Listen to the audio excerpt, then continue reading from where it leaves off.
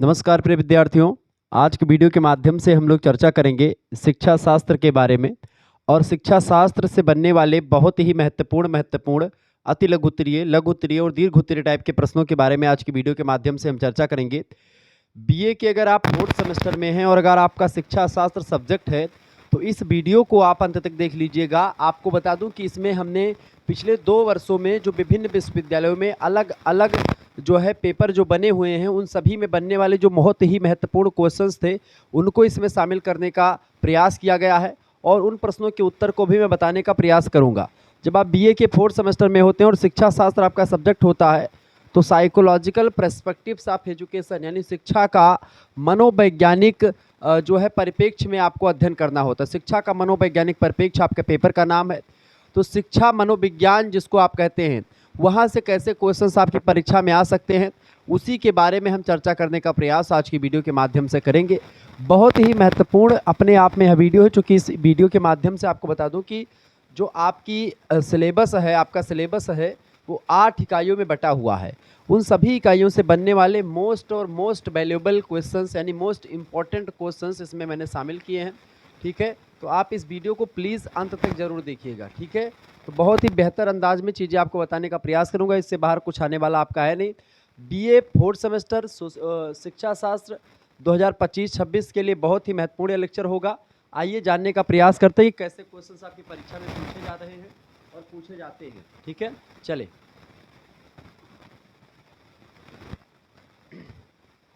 पहला क्वेश्चन आप देखेंगे।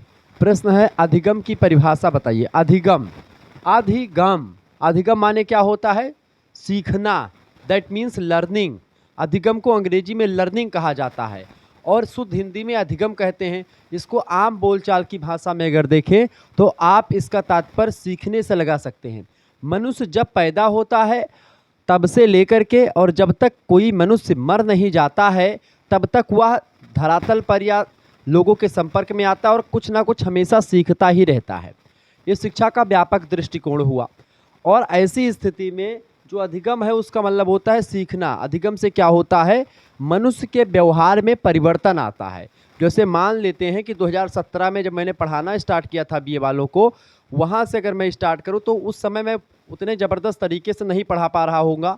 ठीक है, फिर 2018 होगा, थोड़ा बेहतर हुआ होगा, 19, 20, 23, 24 इस तरीके से आगे बढ़े होंगे और आज 2025 में हम पढ़ा रहे हैं तो थोड़ा बहुत क्वालिटी में डिफरेंस आया होगा, हमारे बिहेवियर में परिवर्तन आया होगा। और ये परिवर्तन क्यों आता है? बिहेवियर में परिवर्तन जो आता है मनुष्य के, वो एक प्रकार से अधिगम के द्वारा आता है। तो अधिगम वह होता है। देखिए, स्किनर जो कि बहुत ही महत्वपूर्ण शिक्षा शास्त्रीय शिक्षा मनोवैज्ञानिक हैं, इन्होंने कहा कि अधिगम व्यवहार में उत्तरोत्तर अनुकूलन की एक प्रक्रिया है।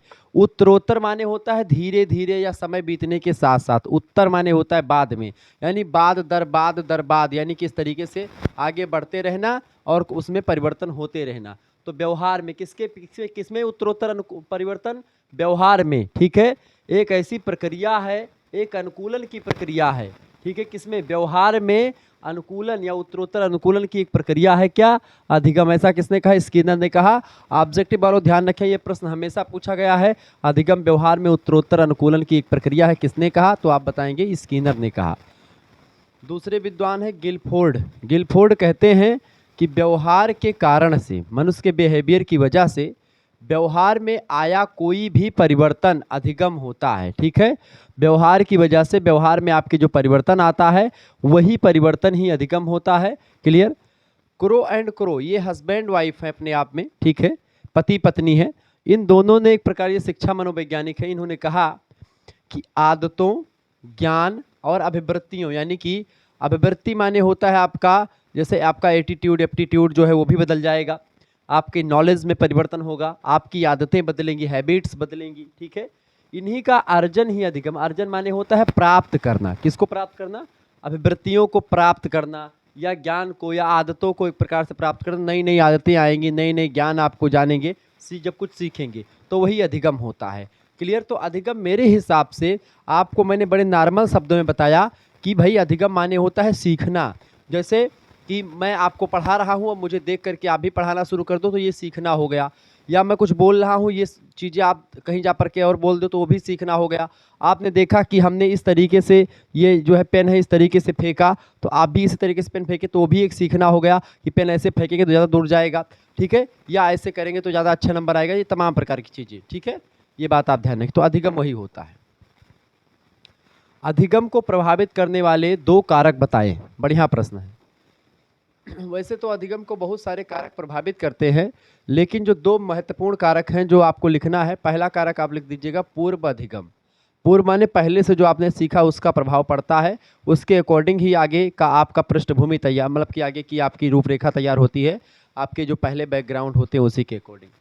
बालक कितनी शीघ्रता से अथवा कितनी अच्छी तरह से सीखता है, यह इस बात पर निर्भर करता है कि वह पहले से क्या सीख चुका है, उसका धरातल, उसकी नींव कैसी है। जब नींव मजबूत होगी तभी उस पर अच्छा 2 मंजिला 3 मंजिला मकान बन सकता है, लेकिन अगर नींवें नहीं अच्छी है, धरातल ही नहीं अच्छा है, तो उस पर आप 1 मंजिले का मकान बनाने के लिए भी संकोच करेंगे, ठीक है। तो नवीन अधिगम की प्रक्रिया शून्य से प्रारंभ नहीं होती है, वरन बालक द्वारा पूर्व अर्जित ज्ञान, यानी पहले से जो बच्चे के अंदर ज्ञान है वहाँ से प्रारंभ होती है। बालक के ज्ञान की आधारशिला जितनी सुदृढ़ होगी, यानी जितनी उसकी नींव मजबूत होगी, बच्चे का आधार जितना मजबूत होगा, बच्चा जितना ज्ञानी, जितना टैलेंटेड, जितना बुद्धिमान होगा, उसके हिसाब से वो चीज़ों को बहुत जल्दी सीखेगा। जो बच्चा दल होगा, मूर्ख होगा एकदम से, वो धीरे धीरे सीखेगा चीज़ों को, ठीक है। उसकी उतनी व्यापक होती है अधिगम की शैली, उसके ज्ञान प्राप्त करने की प्रक्रिया उतनी ही अधिक सुचारू ढंग से चलती रहती है जो ज्ञानी होता है, जो एक प्रकार से बालक आधारशिला जिसकी बढ़िया होती, मजबूत होती, व्यापक होती है। अतः अध्यापकों को ज्ञात से अज्ञात की ओर के शिक्षण सिद्धांत के अनुरूप अपने शिक्षण कार्य को संपन्न करना चाहिए, ठीक है। इस तरीके से एक प्रकार से पूर्व अधिगम पर बहुत कुछ निर्भर करता है कि बच्चा क्या सीखेगा, कैसे सीखेगा, ठीक है, उसकी सीखने की गति कैसी होगी और सीखने की क्षमता, उसके पास कैपेसिटी कितनी होगी, ये उसके पहले के जो ज्ञान है उस पर डिपेंड करता है। तो पहला फैक्टर। और अधिगम को दूसरी जो चीज़ प्रभावित करती है वो होती है विषय वस्तु, ठीक है। अधिगम की प्रक्रिया पर सीखी गई या सीखी जाने वाली विषय वस्तु की प्रकृति और मात्रा कैसी है उसका प्रभाव पड़ता है। जैसे कि मान लेते हैं आपको 1 चैप्टर याद करना है या 10 चैप्टर याद करना है, तो अगर 1 चैप्टर याद करें तो जल्दी सीख याद कर पाएंगे, 10 करना तो बाद में टाइम लगेगा। कठिन व असार्थक, मतलब असार्थक बातों की अपेक्षा सरल व सार्थक बातों को बालक अधिक शीघ्रता और सुगमता से, बहुत जल्दी और बहुत ही सरल तरीके से, जो सरल चीज़ें होती हैं, जो सार्थक चीज़ें होती हैं उनको जल्दी सीख लेता है, जो असार्थक होती हैं, जो कठिन चीज़ें होती हैं उनको बच्चा बाद में सीख पाता है। विषय सामग्री की व्यक्तिगत उपादेयता भी सीखने में महत्वपूर्ण योगदान करती है। यदि सीखने वाली विषय सामग्री जो है वो बालक के लिए व्यक्तिगत उपयोग और महत्व रखती है तो बालक उसे सरलता सीख लेगा कि बालक के लिए ही है, बालक को भविष्य में उसका काम आना है, तो जल्दी सीख लेगा। अतः बालकों के वर्तमान व भावी जीवन से संबंधित और महत्वपूर्ण विषय सामग्री को पाठ्यक्रम में बच्चों के या सिलेबस में प्रमुख स्थान दिया जाना चाहिए, ताकि बच्चे का जब भविष्य वो एक प्रकार से आए तो वो उन चीज़ों का प्रयोग कर पाए। ऐसे चीज़ों को सिलेबस में ज़रूर शामिल किया जाना चाहिए। आगे देखेंगे। अगला क्वेश्चन आपके स्क्रीन पर आ चुका, फटाफट से आप देखेंगे। प्रश्न है अधिगम की विधियां कौन कौन सी हैं बताएं। अधिगम माने सीखने की कई सारी विधियां होती हैं, उनके बारे में बताएं। प्रश्न ये सब परीक्षा में खूब पूछे गए हैं, ये बात आप ध्यान रखेंगे। देखिए, अधिगम प्रक्रिया को आगे बढ़ाने के लिए अनेक प्रकार की मेथड का या अनेक प्रकार की विधियों का प्रयोग हम लोग करते हैं। अधिगम की कुछ प्रमुख विधियां निम्नांकित है, आइए एक एक विधियों को बताने का प्रयास करते हैं। सबसे पहली बात, करके सीखना, ठीक है। करके सीखने में क्या होता है कि व्यक्ति किसी कार्य को स्वयं करने का अभ्यास करता है, जिसके परिणाम स्वरूप वह उस कार्य को सीख लेता है। जैसे कि आप कोई कहते हैं कि जो है करत करत अभ्यास के जड़मति होत सुजान और रस्सी आवत जात ते सिल पर परत निशान, ठीक है। इस तरीके से यानी अगर आप अभ्यास करेंगे तो कोई भी चीज़ नामुमकिन नहीं है इस दुनिया में, सब कुछ आप सीख लेंगे। एक चींटी होती है, एक बड़ा सा एक प्रकार से अपना भोजन का दाना लेकर के वो लगातार एक प्रकार से किसी ऊंचे शिलाखंड पर चढ़ती है, लेकिन वह बार बार गिरती है, फिर उठती है, फिर वह पत्थर का मतलब कि फिर वह अपने भोजन का जो है दाना उठाती है, फिर चढ़ती, फिर गिरती है, और लगातार अभ्यास करते करते एक समय ऐसा आता है कि वह चींटी वो बड़ा सा दाना अपने शरीर से भी भारी वाला दाना उठा करके और वो उस शिलाखंड को पार कर देती है। बेटा, तो लगातार अभ्यास करने से कभी भी एक प्रकार से आपको 2-3-4 बार हार जरूर मिल जाएगी, लेकिन अंतोगत तो आपको सफलता जरूर मिलेगी। लेकिन हाँ, आपके अंदर धैर्य धारण करने की क्षमता अगर होगी, तभी आप जो है उस सफलता की मंजिल तक पहुंच पाएंगे। अन्यथा धैर्य अगर आपका टूटा तो वहीं से फिर आप पीछे चले आएंगे, उसके बाद में फिर आगे जा पाना मुमकिन हो, मतलब कि नामुमकिन सा प्रतीत होने लगेगा। तो करके सीखना, सबसे पहली बात, आप कोई चीज़ कर रहे हैं, लगातार कर रहे हैं, तो करते करते आप सीख जाएंगे।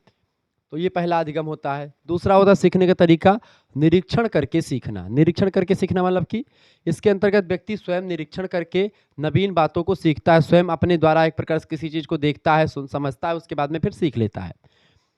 तीसरी बात है परीक्षण करके सीखना, यानी प्रैक्टिकल करके। परीक्षण करके सीखने के अंतर्गत व्यक्ति स्वयं परीक्षण करता है, और जब कोई व्यक्ति दूसरा परीक्षण कर रहा था उसको कोई व्यक्ति देखता तो उसको बोलते हैं निरीक्षण। ठीक है, जैसे कोई काम कोई व्यक्ति कर रहा है, उसको देखना निरीक्षण होता है, और निरीक्षण करके फिर वैसा काम करना, वो हो गया आपका अधिगम, वो भी एक हो गया। परीक्षण करके मतलब कि कोई काम है वो आप खुद ही कर रहे हैं, ठीक है, और नवीन कार्यों को अपने अनुभवों के आधार पर सीखते हैं धीरे धीरे करके, तो आप खुद प्रैक्टिकल करके सीखते हैं एक तो। ठीक है, इसीलिए बच्चों को प्रैक्टिकल भी करवाया जाता था कि वो चीज़ों को जाने। इसके अलावा वाद विवाद प्रतियोगिता भी रख सकते हैं, या वाद विवाद विधि के द्वारा एक दूसरे मुद्दे पर, एक पॉइंट पर तमाम लोग इकट्ठा होकर चर्चा पर चर्चा करना। वाद विवाद विधि में व्यक्ति अन्य व्यक्तियों से वाद विवाद करने के दौरान कुछ ना कुछ सीखता रहता है। ठीक है, इसके अलावा वाचन विधि, लेक्चर विधि। वाचन विधि के अंतर्गत विद्यार्थी गण पाठ का बार बार जो है शाश्वत वाचन करके उससे सीखता है। जैसे वाचन विधि आप देखते हैं प्राइमरी पाठशाला में जब बच्चों को पहाड़ा या गिनती याद करवाई जाती है, जैसे बोलते हैं कि दो दूना 4, तो बोलेंगे सब लड़के बोलेंगे 4, 2 त्याई तो बोलेंगे लड़के 6, 2 त्याई 6, 2 त्याई 6, ऐसे बोलेंगे। पहाड़ा खूब तेज तेज गिनेंगे, 1 2 3 तो बोलेंगे 3, तो बोलेंगे 4 4 5। इस तरीके से प्राइमरी पाठशाला में अगर आप कभी देखें तो वहाँ पर ऐसे ही जो है वाचन विधि के द्वारा बच्चों को ट्रेनिंग दी जाती है। और कॉन्वेंट के जो बच्चे हैं उनको पहाड़ा जो एक प्रकार से होगा वो नहीं याद होगा बेसिकली 20-25 तक, लेकिन जो बच्चे होते हैं प्राइमरी पाठशाला के उनको पहाड़ा और गिनती हिंदी में याद होती है। हिंदी के अक्षर, देवनागरी के अक्षर मतलब कि वर्ण अगर बता दो संख्या तो नहीं जान पाएंगे। जैसे ये वाली संख्या क्या लिखी हुई है, अगर आप जानते हो तो बताएं। ये संख्या क्या लिखी हुई है, अगर आपको पता है तो बताएं। ये संख्या 9 लिखी हुई है। ठीक है, ऐसे ही एक संख्या होती है ये क्या है, ये 8 है आपका।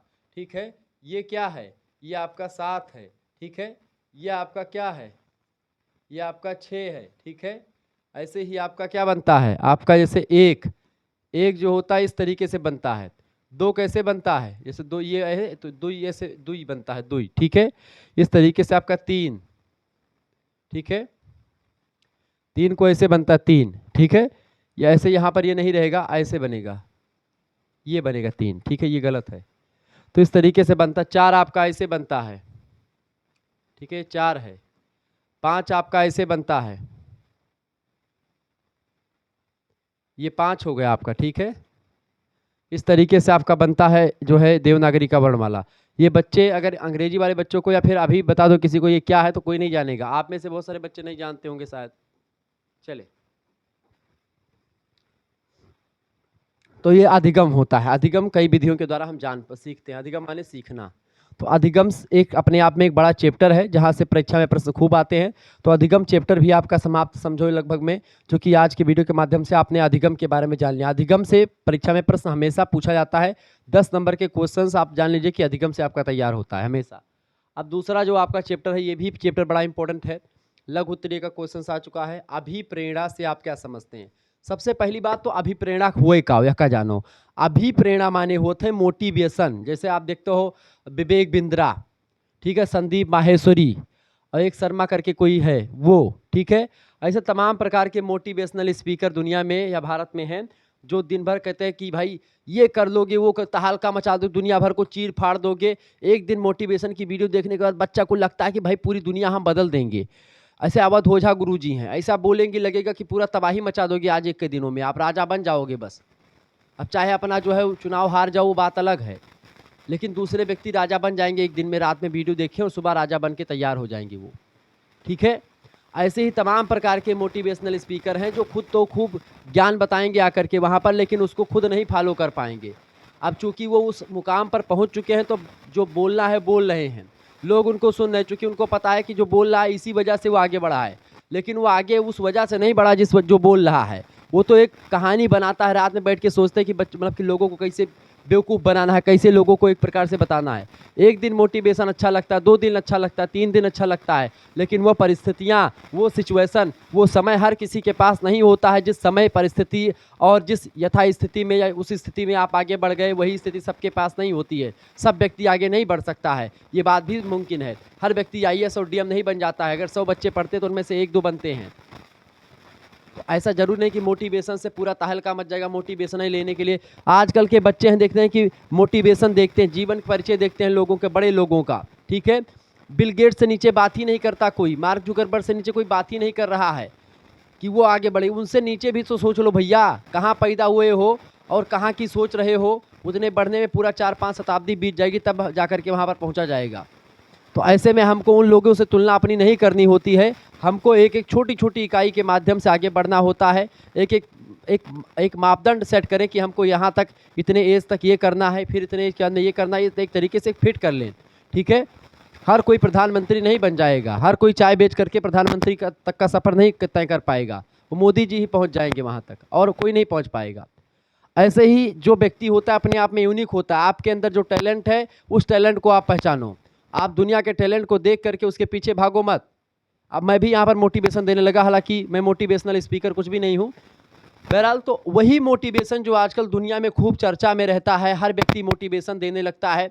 MBA चाय वाला का चाय फेमस हो गया, वो भी मोटिवेशनल स्पीकर बन गया, वो भी जो है मोटिवेशन देने लगा करके। तो ऐसे में आप देखेंगे जो कुछ भी थोड़ा बहुत सक्सेस हो जाता है, वह दुनिया भर का ज्ञान उड़ने लगता है लोगों के समक्ष आकर के। लेकिन वह यह नहीं जानता कि सबकी सिचुएशन एक जैसी है कि नहीं है। सिचुएशन के हिसाब से मोटिवेशन अच्छा और बुरा लगने लगता है।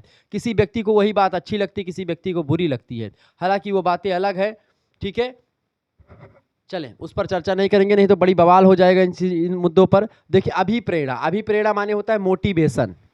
अभिप्रेरणा जो होती है हमको 1-2 दिन के लिए तो उत्तेजित जरूर करती है, लेकिन अगर उसी उत्तेजना के साथ हम लगातार काम करते रहे तो हम आगे बढ़ जाते हैं। लेकिन बस एक दिन हमने रात में वीडियो देखा और सुबह हम उसको भूल गए कि हमको सुबह पढ़ना भी था, ठीक है। तो ऐसे मोटिवेशन नहीं चाहिए। अभिप्रेरणा के साधारण और शाब्दिक अर्थ के अनुसार हम किसी भी उत्तेजना को प्रेरणा कह सकते हैं, जिसके कारण से कोई व्यक्ति प्रतिक्रिया या व्यवहार करता है। इस प्रकार की उत्तेजना आंतरिक या बाह्य दोनों हो सकती है, किंतु मनोवैज्ञानिक दृष्टि से प्रेरणा एक मानसिक प्रक्रिया है। यह एक आंतरिक शक्ति है जिसमें व्यक्ति अपने अंदर में या अपने अंदर से किसी कार्य को करने के लिए अभिप्रेरित होता है, मोटिवेट होता है कि हम इस कार्य को आज कर लेंगे, ठीक है। क्लियर? कि मानो जब जोर लगाता है पत्थर पानी बन जाता है, सूरमा नहीं विचलित होते, क्षण एक नहीं धीरज खोते, विघ्नों को गले लगाते हैं, कांटों में राह बनाते हैं, ठीक है। इस तरीके से हम जब बोलते हैं कि भाई जो है मानो जब जोर लगाता है पत्थर पानी बन जाता है, लगा दो मानो जोर, भाई पत्थर को पानी बना के दिखाओ। वो बर्फ के पत्थर पानी बन सकते हैं, लेकिन जो वास्तविक पत्थर पानी नहीं बनते हैं। वो बातें अलग है कि भाई ये मुहावरे में शैली में कहा गया चीज़ें हैं, लेकिन हाँ जरूरी है कि एक प्रकार से बर्फ को पानी बनाने की चेष्टा करें, पत्थर को पानी बनाने की चेष्टा आज के युग में नहीं करना चाहिए आपको। क्योंकि समय परिस्थिति जो होती है हर चीज को बदल देती है, परिवर्तन ही प्रकृति का नियम है।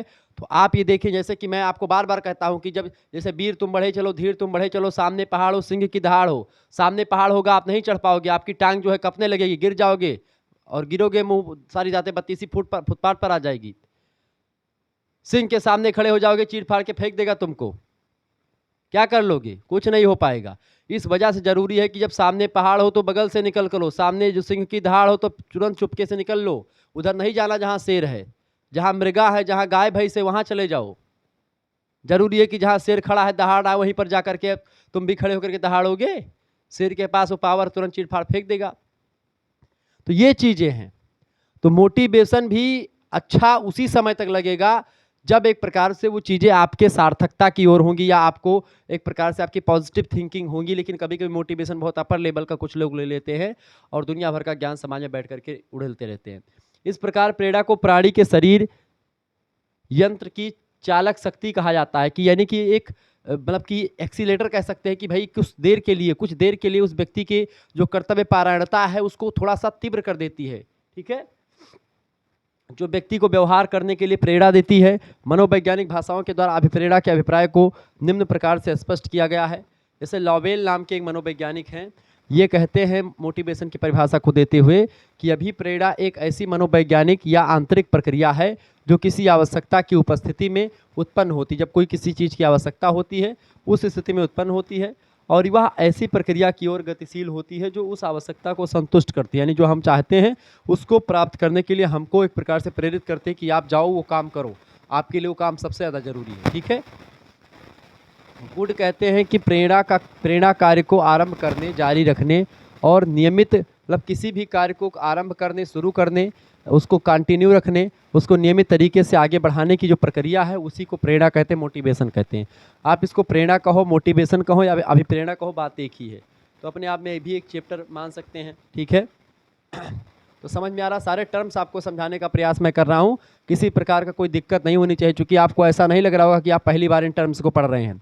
ठीक है। आप अगर इस वीडियो को 2 बार देखेंगे तो आपको कहीं से कुछ पढ़ने की जरूरत भी नहीं पड़ेगी। अगला क्वेश्चन आपकी स्क्रीन पर आ चुका, समायोजन के लक्षण बताएं। समायोजन, देखिए समायोजन के लक्षण। समायोजन क्या होता है? परिस्थिति का ज्ञान सबसे पहली बात आपको होना चाहिए किसी भी प्रकार का तालमेल बैठाने के लिए। समायोजन मतलब होता है तालमेल बैठाना। ठीक है। तो आपको परिस्थिति का ज्ञान होना, सिचुएशन कैसी उसका ज्ञान होना चाहिए, संतुलन बनाने रखना चाहिए आपको, पर्यावरण का भी ध्यान होना चाहिए, संतुष्टि और सुख की प्राप्ति, संवेगात्मकता यानी इमोशनल होना चाहिए आपको, साहसी और समस्या का समाधान आप युक्त तरीकों से ढूंढे। इस तरीके से समायोजन के ये सब लक्षण हैं, विशेषताएं हैं, ध्यान रखेंगे। आगे बढ़िएगा। अगला क्वेश्चन आपकी स्क्रीन पर आ चुका, बहुत ही बढ़िया प्रश्न है, फेमस प्रश्न है। भाषा विकास क्या है?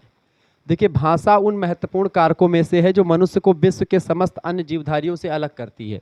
क्योंकि मनुष्य एक सामाजिक प्राणी है, लेकिन प्राणी वो तब बनता है सामाजिक प्राणी जब वह भाषा सीखता है, भाषा को जानता है, अन्यथा वह भी एक प्रकार से एक पशु ही होता है मनुष्य। ठीक है।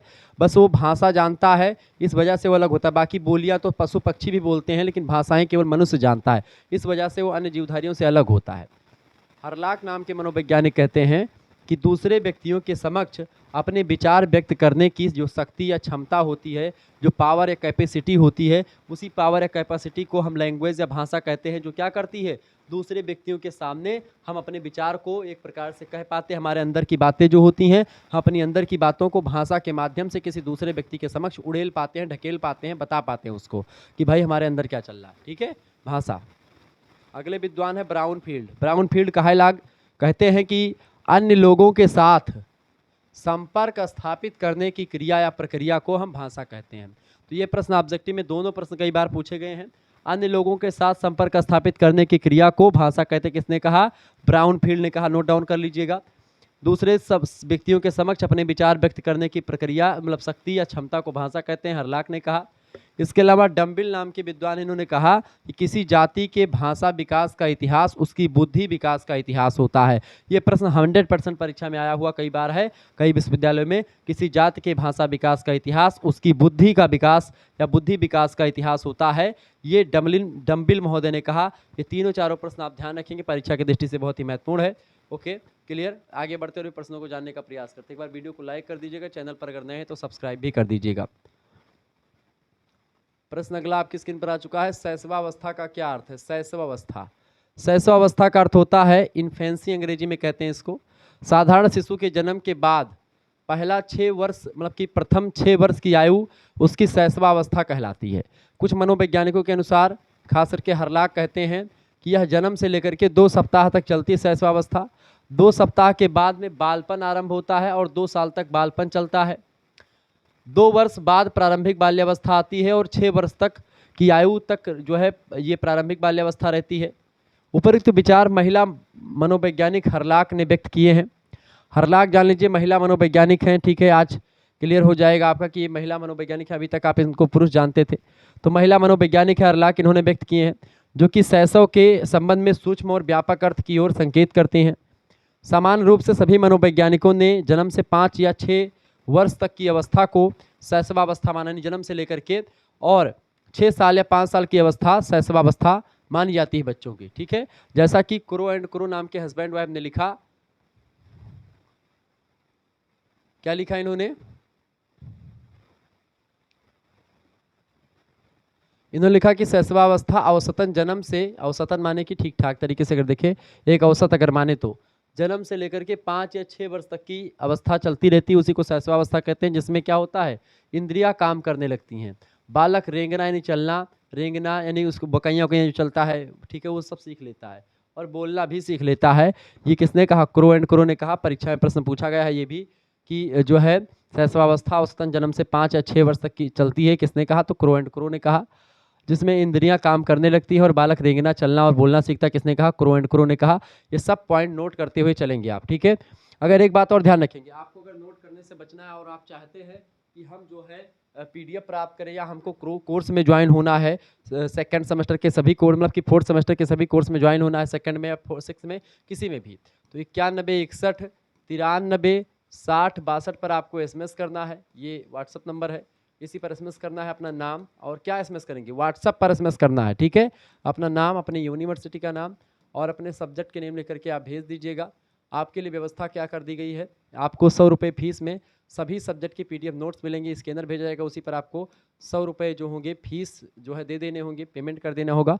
उसके बाद में आपको ग्रुप से जोड़ दिया जाएगा, वहाँ पर आपको लाइव क्लास की लिंक मिलेगी सबसे पहली बात, ठीक है। इसके बाद में आपको वीडियो लेक्चर्स मिलेंगी, उस लाइव क्लास के बाद में उसकी वीडियो लेक्चर्स भी मिल जाएंगे। वीडियो लेक्चर्स की पीडीएफ भी आपके पास भेज दी जाएगी ग्रुप में। पीडीएफ नोट्स के साथ ही साथ आपको यहाँ पर पीडीएफ नोट जो होंगे एमसीक्यूज टाइप के मॉडल पेपर भी तैयार हो रहे हैं, वो भी मिलेंगे, और लिखित टाइप का मॉडल पेपर, जैसे आज की वीडियो के माध्यम से आप देख रहे हैं, ऐसे ही और भी मॉडल पेपर आएंगे जिसमें आप क्वेश्चंस और आंसर लिखित फॉर्म में देखेंगे, तो बहुत ही महत्वपूर्ण तरीके से आपकी तैयारी हो जाएगी। यहाँ पर केवल एक सब्जेक्ट ही नहीं, केवल शिक्षा शास्त्र की आपको मिलेगी, केवल इसमें शिक्षा शास्त्र नहीं बल्कि आपके 3 मेजर सब्जेक्ट जो होंगे उनकी, एक माइनर सब्जेक्ट और एक को करिकुलर सब्जेक्ट, यानी यहाँ पर 4-5 सब्जेक्ट जो भी आपके होंगे उनकी तैयारी मात्र और मात्र कितने रुपए में होगी, मात्र और मात्र 100 रुपये में आपकी तैयारी पूरी की पूरी हो जाएगी, ठीक है। 5 सब्जेक्ट, इसमें को करिकुलर में आपको फिजिकल एजुकेशन एंड योगा पढ़ना है, वो हमेशा प्रश्न ऑब्जेक्टिव भी आता है, सभी विश्वविद्यालय में उसकी परीक्षा ऑब्जेक्टिव होती है, तो उसके लिए बेहतर अंदाज में पूरी तैयारी आपकी हो रही है। उसके लिए अलग से चैनल भी बनाया है जिसका नाम है को करिकुलर मास्टर, उसको भी आप सब्सक्राइब कर लीजिएगा, डिस्क्रिप्शन बॉक्स में उसकी लिंक पड़ी हुई है, देख लीजिएगा। तो इन 5 सब्जेक्ट की तैयारी आपकी मात्र और मात्र जो है 100 रुपीज़ में आपको सब कुछ मिलेगा, PDF notes, live classes, video lecture, सब कुछ आपको मिलेंगे। तमाम प्रकार के ऐसे नोट्स आपको मिल जाएंगे जिसको पढ़ करके आप परीक्षा के अंतिम दिनों में बड़े अच्छे या कम समय में बढ़िया तैयारी आप कर सकते हैं। जिनको भी जुड़ना है क्रैश कोर्स में जुड़ जाएं, केवल 100 रुपये फीस है, ज़्यादा फीस नहीं है, तो ऐसे में आपको सभी सब्जेक्ट यानी 5 सब्जेक्ट की चीज़ें मिल जाएंगी। इसमें आप बहुत बेहतर अंदाज में चीज़ों को पढ़ पाएंगे, जान पाएंगे, समझ पाएंगे, और आपको कहीं पर कुछ भटकने की ज़रूरत नहीं पड़ेगी, ठीक है। तो फटाफट से स्क्रीनशॉट लेकर के हमारे पास व्हाट्सएप पर एसएमएस करें, इस नंबर पर नाम, यूनिवर्सिटी नाम, सब्जेक्ट नेम।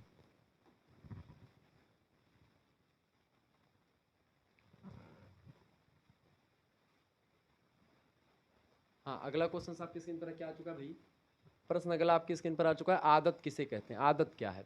देखिए, गैरट नाम के एक विद्वान है, कहते हैं कि आदत जो है उस व्यवहार का नाम है जो इतनी अधिक बार दोहराया जाता है कि वह व्यवहार स्वचालित हो जाता है। यानी आदत, जैसे कि मान लेते हैं आप सिगरेट पीने की आपकी आदत लगी, तो सिगरेट एक बार पियेंगे, 2 बार पियेंगे, आदत नहीं लगेगी। लेकिन जब आप कम से कम 100-200 बार, हजारों बार वही सिगरेट पियेंगे, फिर उसके बाद में आप ना चाहते हुए भी सिगरेट पीना एक प्रकार से आपके अंदर आ जाएगा कि आप सिगरेट पियेंगे, यानी कि वो आप नहीं चाहते कि हम पिएं, क्योंकि उससे शरीर नुकसान हो रहा है, शरीर पूरा आपका नष्ट हो रहा है, लोगों को दिक्कत भी हो रही, लेकिन फिर भी आप जो होंगी, आपकी आदत जो होगी आपको मजबूर कर देगी सिगरेट पीने के लिए, ये होती है आदत। तो यानी वही चीज़, ऐसा काम जो आप बार बार दोहराते हैं और दोहराने के तदुपरांत वह आपके व्यवहार में स्वचालित हो जाता है, अपने आप में वो चीज़ें आने लगती हैं।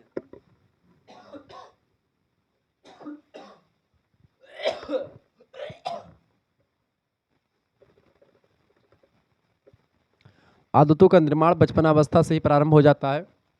आदतों को सरलता से छोड़ा नहीं जा सकता। अच्छी आदतों से बालक प्रगति करता है और बुरी आदतों से बालक का पतन होता है, ठीक है। अगर आपकी अच्छी आदत होगी तो आप आगे बढ़ेंगे, बुरी आदत होगी तो आपका विनाश निश्चित है। आगे देखते हैं अगला प्रश्न, तनाव या प्रतिबल क्या होता है। देखिए, हंस सेली के अनुसार अगर देखें तो कहते हैं कि प्रतिबल से तात्पर्य शरीर के द्वारा आवश्यकता के अनुसार की गई अविशिष्ट अनुक्रियाओं से होता है। मॉर्गन, किंग, बिस्ज और स्कोपलन कहते हैं कि प्रतिबल के बारे में कि प्रतिबल एक आंतरिक अवस्था होती है। कैसी अवस्था है? आंतरिक अवस्था, जो शरीर के दैहिक भागों, दैहिक भाग जैसे कि बीमारी, व्यायाम, अत्यधिक तापक्रम या वैसे पर्यावरणीय और सामाजिक परिस्थितियों जिसका वास्तव में हानिकारक अनियंत्रणीय और उपायों के मौजूदा साधनों को चुनौती देने वाला के रूप में अध्ययन किया जाता है, उससे उत्पन्न होता है।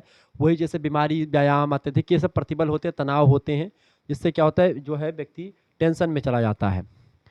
बेरोन नाम के मनोवैज्ञानिक कहते हैं कि प्रतिबल एक ऐसी बहुआयामी प्रक्रिया है जो व्यक्तियों में वैसी परिस्थितियों के प्रति अनुक्रिया के रूप में उत्पन्न होती है जो दैहिक और मनोवैज्ञानिक यानी कि फिजिकल और साइकोलॉजिकल कार्यों को विघटित करता है। यानी कि आप ना तो शारीरिक दृष्टि से स्वस्थ रह पाते हैं और ना ही आप मनोवैज्ञानिक तरीके से स्वस्थ रह पाते हैं।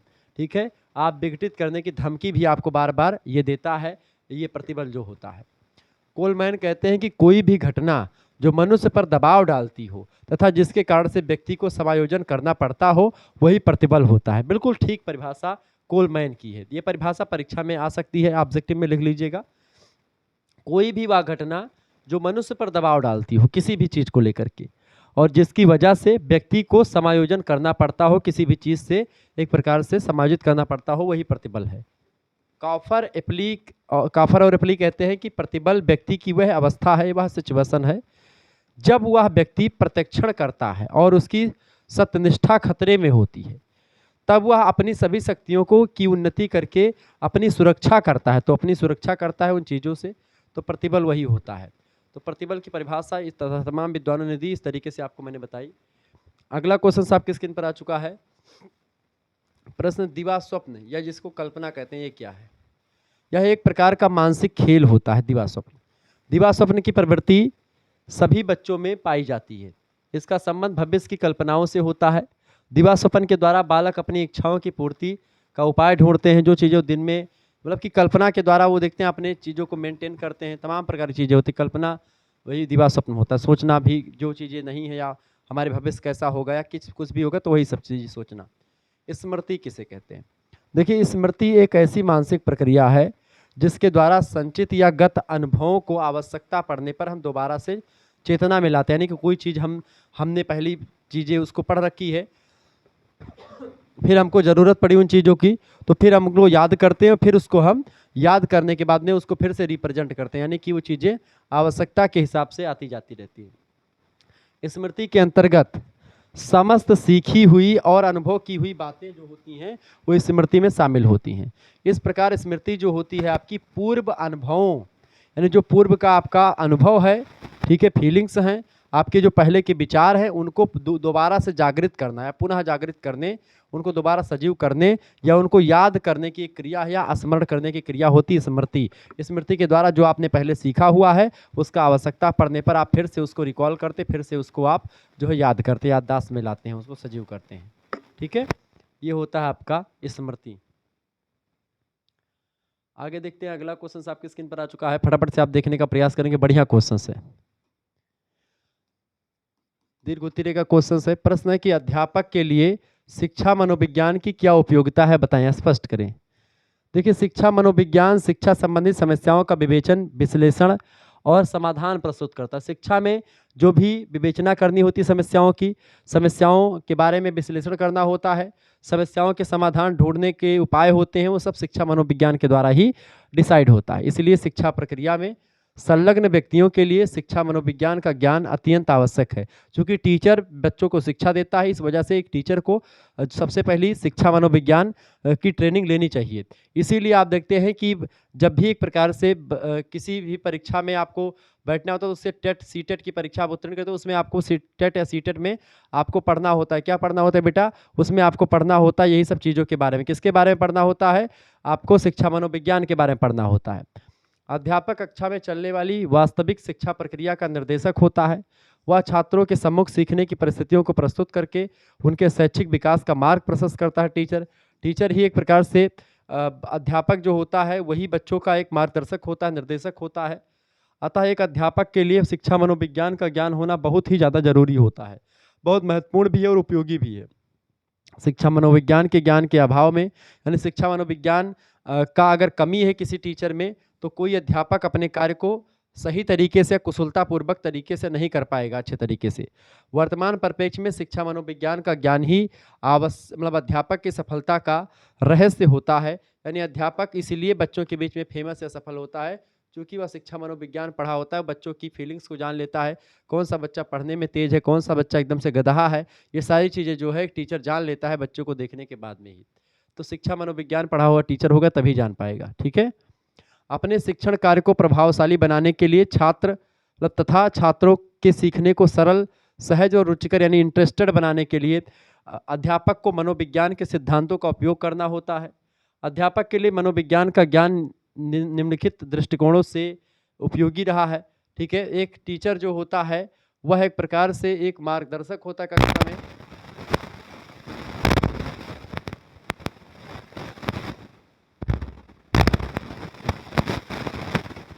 ठीक है। तो क्यों आवश्यक है? सबसे पहले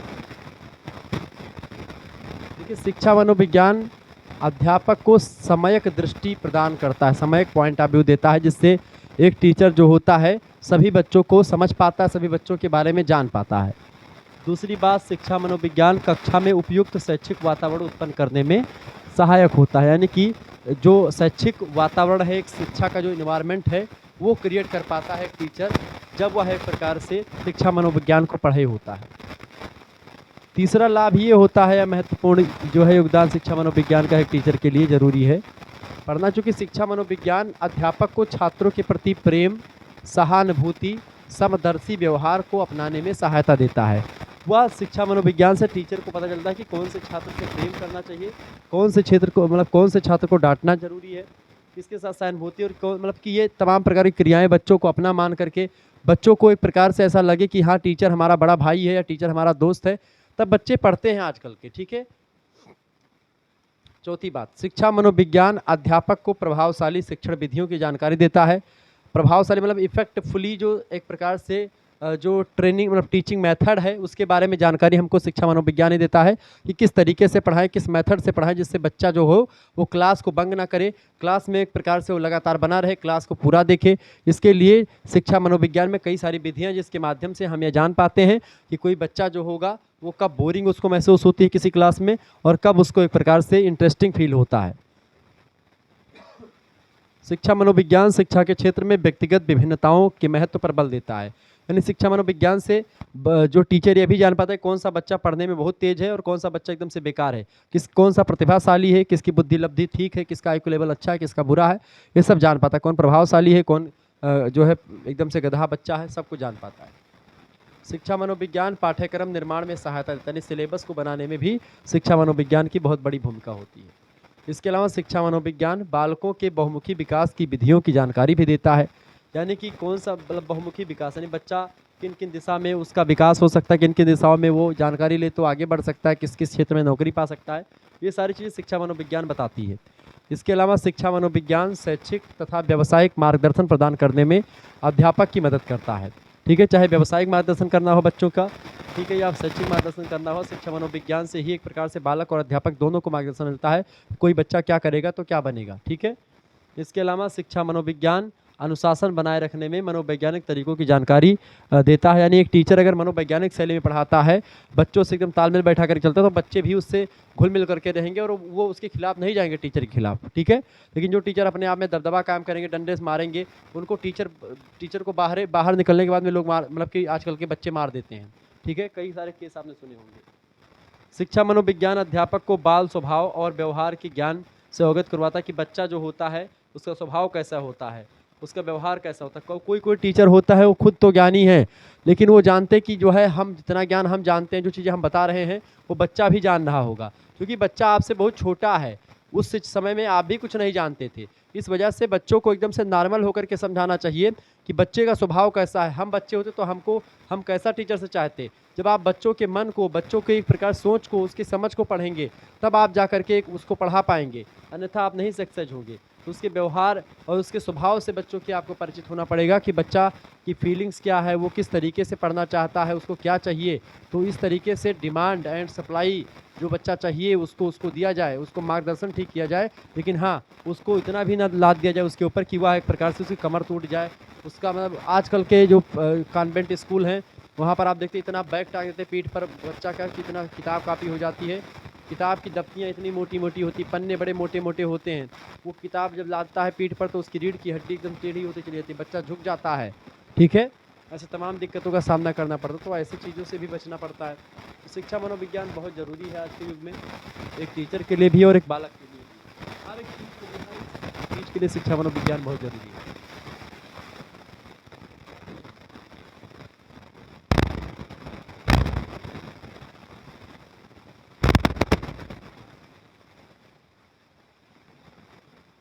आगे देखेंगे, अगला क्वेश्चन आ चुका है, मानव विकास को प्रभावित करने वाले कारकों का वर्णन कीजिए।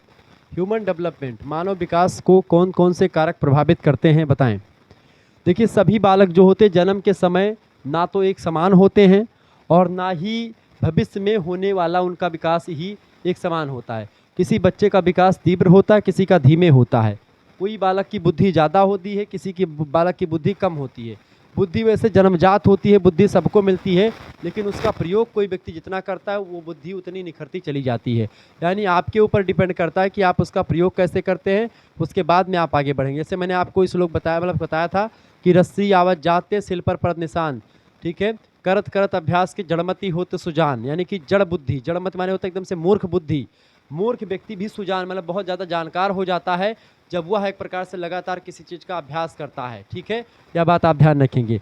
और जैसे कैसे, जैसे रसरी शिला, कुआं के शिलाखंड पर जब रसरी बार बार खींचते रहते हैं तो आप देखते हैं जो सिल होती है, कुआं की जो धरन होती है, वहाँ पर भी निशान बन जाता है, वो जो पत्थर होता है वो घिस जाता है, ठीक है, यह बात आप ध्यान रखें। तो इस तरीके से आपको लगातार प्रयास से हर एक चीज़ संभव बनाई जा सकती है।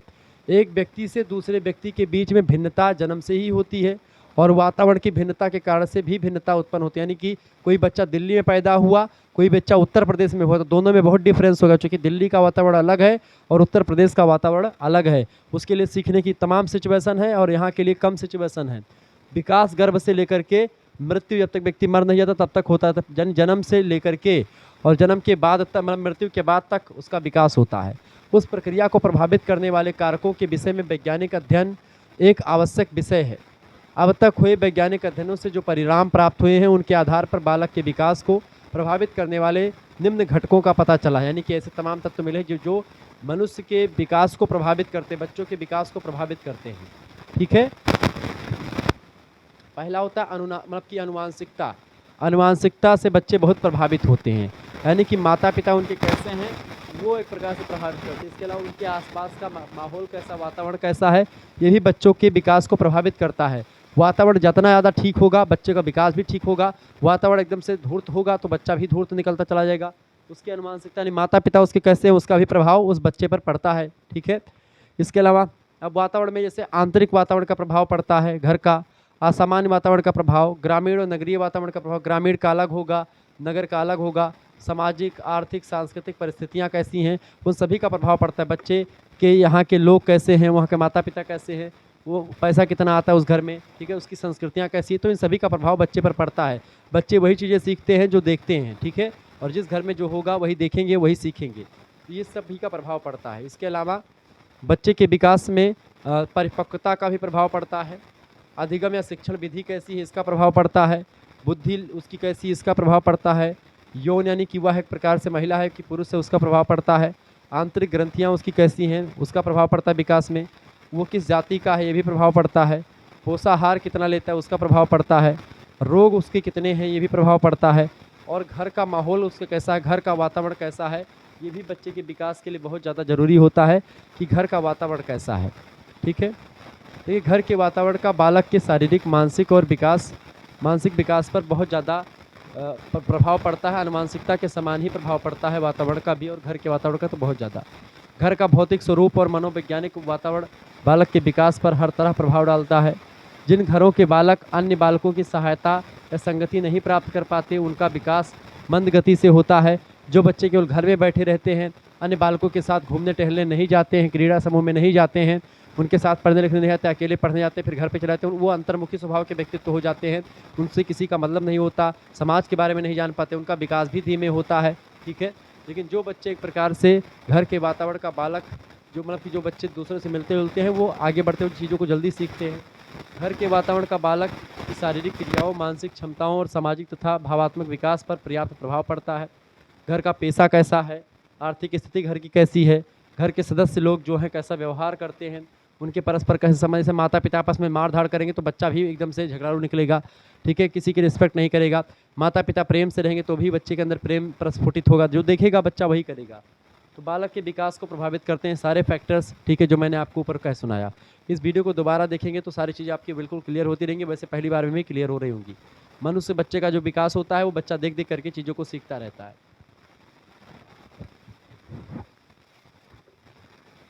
प्रश्न आपकी स्क्रीन पर आ चुका, फटाफट से आप देखने का प्रयास करेंगे, बहुत ही ज़बरदस्त क्वेश्चन आ चुका है।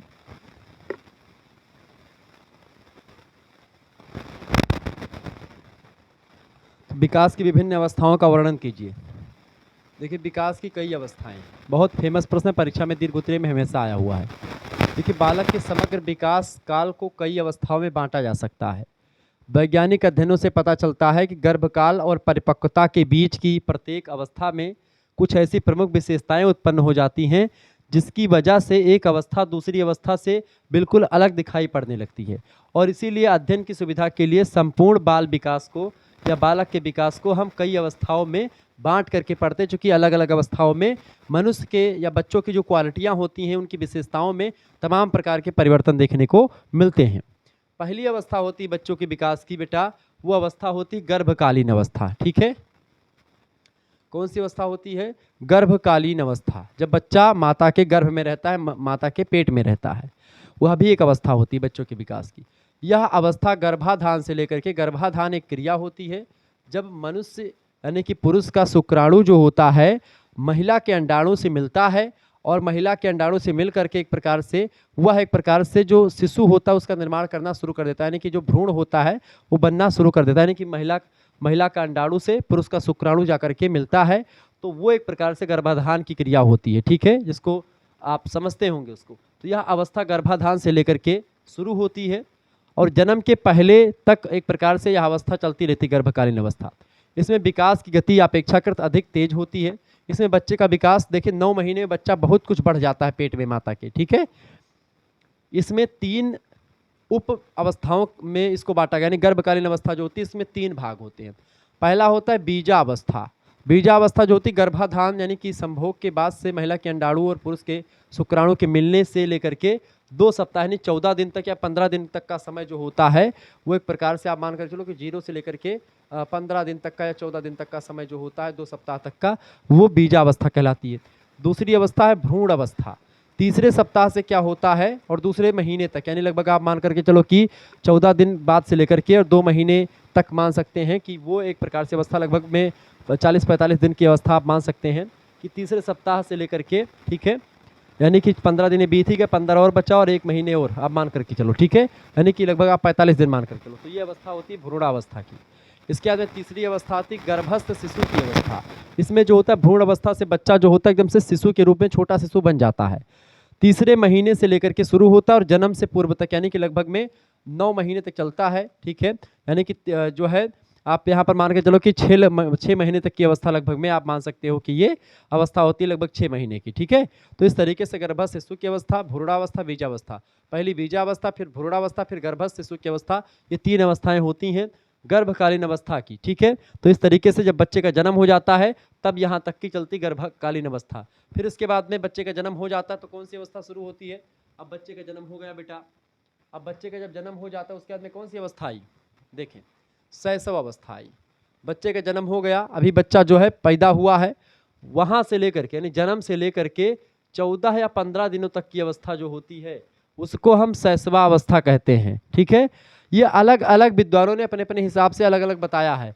कोई लोग शैशवावस्था बचपनावस्था को एक ही में मिला करके शैशवावस्था को 2 साल तक बता देते हैं। कुछ लोग जो है शैशवावस्था के बाद में बाल्यावस्था नहीं बताते हैं और शैशवावस्था को 6 वर्ष तक बताते हैं, लेकिन शैशवावस्था, बाल्यावस्था और फिर किशोरावस्था, प्रौढ़ावस्था, मध्यावस्था, वृद्धावस्था, ये सब अवस्थाएं हैं, लेकिन अलग अलग विद्वानों के हिसाब से अगर देखें तो, ठीक है। तो बचपनावस्था जो है ये जन्म से लेकर के 2 सप्ताह, जन्म के 2 सप्ताह से शुरू होकर के यानी कि जब शैशवावस्था खत्म होती है और 2 साल तक का लगभग बचपन अवस्था चलती है। बचपन अवस्था के बाद में आती है बाल्यावस्था, तीसरे साल से लेकर के 6 वर्ष तक यानी 3 साल तक चलती है बाल्यावस्था। फिर इसके बाद में आती है वयावस्था या वयासंधि अवस्था। बाल्यावस्था और किशोरावस्था के बीच को मिलाने वाली जो अवस्था होती है उसको बोलते हैं वयासंधि अवस्था, ठीक है। अगली अवस्था है किशोर अवस्था। किशोर अवस्था 12 साल से लेकर के बेसिकली आप मानकर चलो कि 18 साल तक की अवस्था जो होती है वो किशोर अवस्था कहलाती है। बाल्य अवस्था 6 वर्ष तक चलती है। इसके बाद में वयासंधि अवस्था 6 साल से लेकर के आप मान सकते हैं 12 साल तक चलती है। ठीक है, इसी में बाल्यावस्था को भी शामिल कर लिया जाता है। अलग अलग विद्वानों ने अपने अपने हिसाब से बताया है।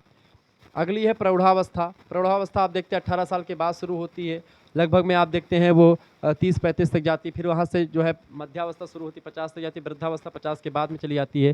तो इस तरीके से मध्यावस्था, वृद्धावस्था ये सब चलती है। ठीक है, ये मनुष्य के जो है विकास की अवस्थाएं होती है और इन सभी अवस्थाओं में मनुष्य का अपना अपना विकास जो होता है अलग अलग तरीके से होता है।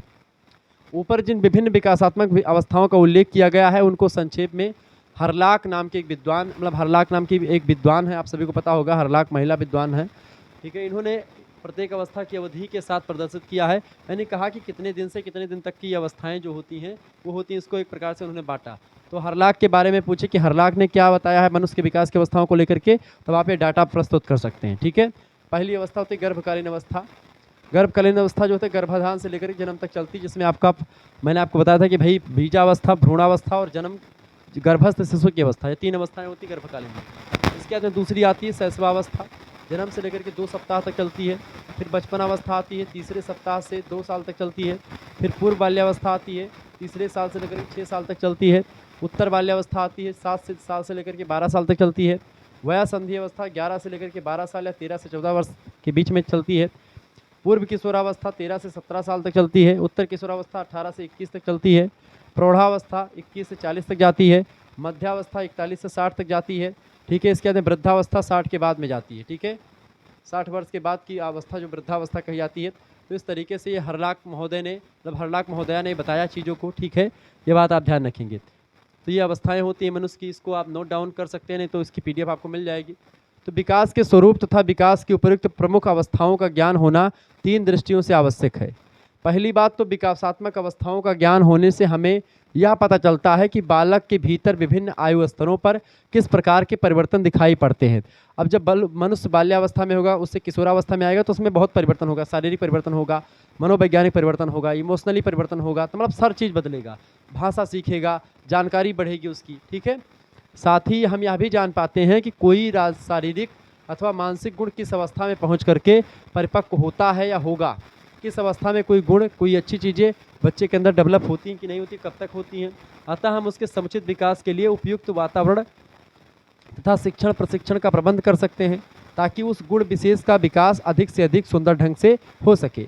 ठीक है, तो विकास की अवस्थाओं के हिसाब से ही उनकी विशेषताओं के बारे में हम जानकारी ग्रहण कर पाते हैं।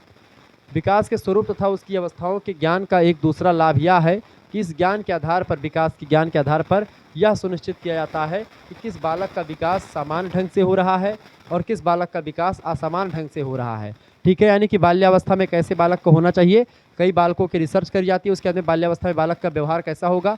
तो अगर 100 बालकों में से 90 का एक जैसा व्यवहार है तो 90 वाला वो ठीक है, और 10 बच्चे जो हैं अगर उनका व्यवहार अलग है तो इसका मतलब है कि वह एक प्रकार से लीक से हट करके चल रहे हैं, उनका व्यवहार जो है वो एक प्रकार से ठीक नहीं है, वो असमान ढंग से व्यवहार कर रहा है।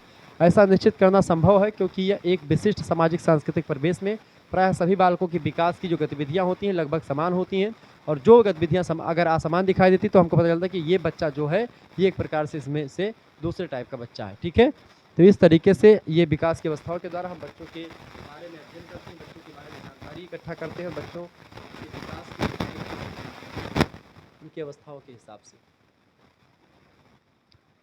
अगला क्वेश्चन आपकी स्क्रीन पर आ चुका है, अपचारी बालक किसे कहते हैं। अपचारी बालक को डेलिंक्वेंसी चाइल्ड भी कहते हैं। वह बालक जो सामाजिक नियमों व मान्यताओं के विपरीत कार्य करते हैं, यानी जो सामाजिक नियम है, जो सामाजिक मान्यता है, जो सभी लोग फॉलो करते हैं उसको नहीं फॉलो करता, उसके खिलाफ काम करता है, उसे अपचारी बालक कहा जाता है। मनोवैज्ञानिकों के अनुसार बाल अपराधी की न्यूनतम आयु लगभग 7 से 8 वर्ष या उच्चतम आयु 18 वर्ष तक होती है। यानी ऐसे बालक जो कि समाज से हट करके काम करते हैं, विचलित व्यक्ति होते हैं, ऐसे बालक जो कि एक प्रकार से बाल अपराधी होते हैं। बाल अपराधी मतलब कि वो एक प्रकार से 18 साल से नीचे के बच्चे होते हैं और वो समाज के खिलाफ काम करते हैं, कानून के खिलाफ काम करते हैं, चोरी चकारी तमाम प्रकार के ऐसे काम करते हैं। दूसरे शब्दों में बालकों के द्वारा किया गया असामाजिक या अवैधानिक कार्य, यानी जो वैधानिक ना हो, जो कानून के खिलाफ हो, असामाजिक समाज के खिलाफ काम कर रहा हो, या कोई ऐसा व्यवहार हो जो समाज के खिलाफ हो या जो है कानून के खिलाफ हो, बाल अपराध कहा जाता है। इसी बाल अपराधी को अपचारी बालक भी कहा जाता है। मनोवैज्ञानिकों ने इसे परिभाषित करने का प्रयास किया है अपचारी बालकों को। हीली नाम के मनोवैज्ञानिक कहते हैं कि वह बालक जो समाज द्वारा स्वीकृत आचरण का पालन नहीं करता वो अपराधी कहा जाता है या अपचारी बालक कहा जाता है। यानी कि समाज के द्वारा जो नियम है, जो आचरण बताया गया कि भाई ये करना है, चोरी करना गलत है और वो चोरी ही कर रहा है, कहा गया शराब पीना गलत है तो शराब ही पी रहा है, तो वो अपराधी है। ठीक है, यानी सामाजिक नियमों का जो है वो एक प्रकार से फॉलो नहीं करता। मार्टिन न्यूमियर कहते हैं कि जो समाज विरोधी व्यवहार व्यक्तिगत तथा सामाजिक विघटन उत्पन्न करता है, यानी ऐसा कोई सामाजिक व्यवहार या समाज विरोधी व्यवहार जो व्यक्तिगत या समाज का, यानी कोई किसी व्यक्ति का या फिर समाज का विघटन उत्पन्न करता है या उस समाज को नीचे की ओर ले जाता है, तो उसे बाल अपराधी कहा जाता है। तो इस तरीके से या समाज के लोग जो काम करते हैं जिस पर मोहर लगी कि ये काम अच्छा है, तो अच्छा काम कर रहा तो ठीक है, अगर बुरा काम कर रहा तो वही अपराधी है या अपचारी बालक है। क्लियर, अपचारी बालक माने अपराधी या अपराधी बालक या विचलित की अवस्था।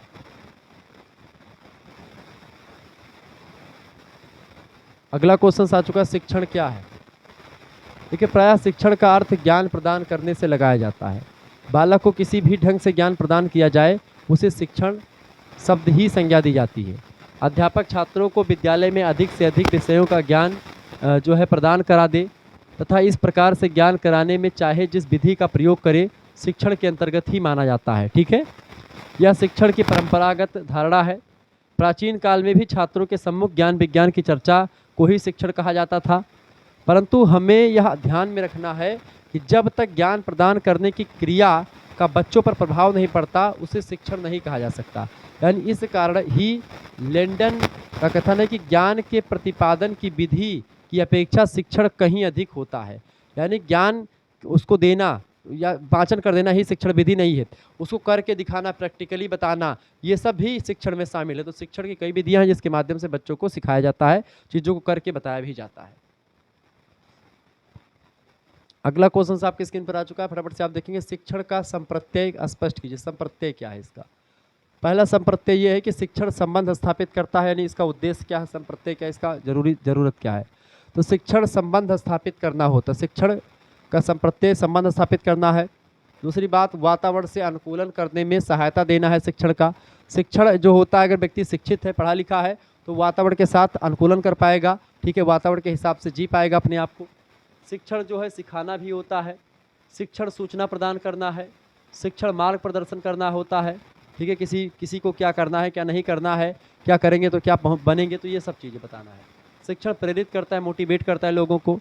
शिक्षण क्रियाशीलता के लिए अवसर प्रदान करता है आपको। शिक्षण जो होता है अधिगम को उत्पन्न करता है। सीखना आप तभी जान पाते जब आप शिक्षित होते हैं, कोई ट्रेनिंग आपके समक्ष कर रहा होता तभी आप जान पाते कोई चीज़। शिक्षण अधिगम शिक्षण परिस्थितियों का निर्माण करता है। शिक्षण एक अंतः प्रक्रिया होती है। शिक्षण आमने सामने फेस टू फेस होने वाली प्रक्रिया है। ठीक है, आमने सामने चीज़ें बताई जाती हैं, समझाई जाती हैं और करके दिखाई भी जाती हैं।